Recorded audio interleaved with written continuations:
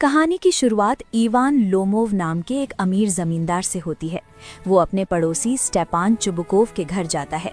Lomov ने बहुत अच्छे कपड़े पहने होते हैं क्योंकि वो चुबुकोव की 25 साल की बेटी नतालिया से शादी का हाथ मांगने आया है। लोमोव बहुत ही शकी और बीमार सा रहने वाला आदमी है, जिसे अक्सर घबराहट होने लगती है।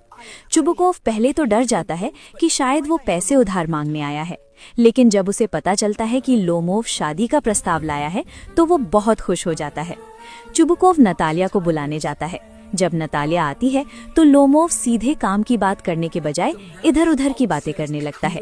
वो अपनी जमीन ऑक्सन मेडोज का जिक्र करता है। यहीं से सारा नाटक शुरू होता है।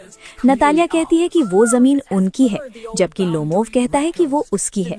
दोनों इस बात पर बुरी तरह लड़ने लगते हैं और एक दूसरे के खानदान को बुरा भला कहने लगते हैं।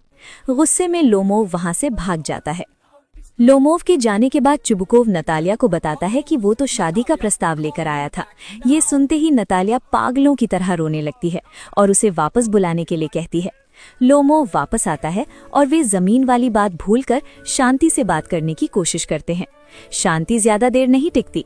अब वे अपने अपने कुत्तों की तारीफ करने लगते हैं।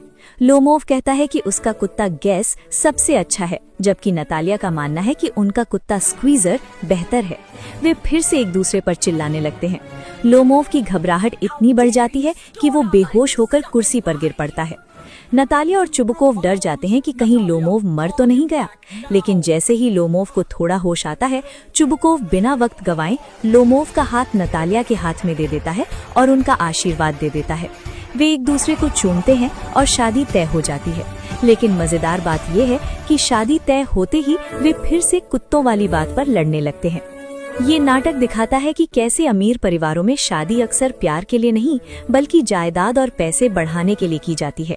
साथ ही ये उन लोगों पर कटाक्ष है जो छोटी छोटी बातों पर अपनी खुशियां कुर्बान कर देते हैं।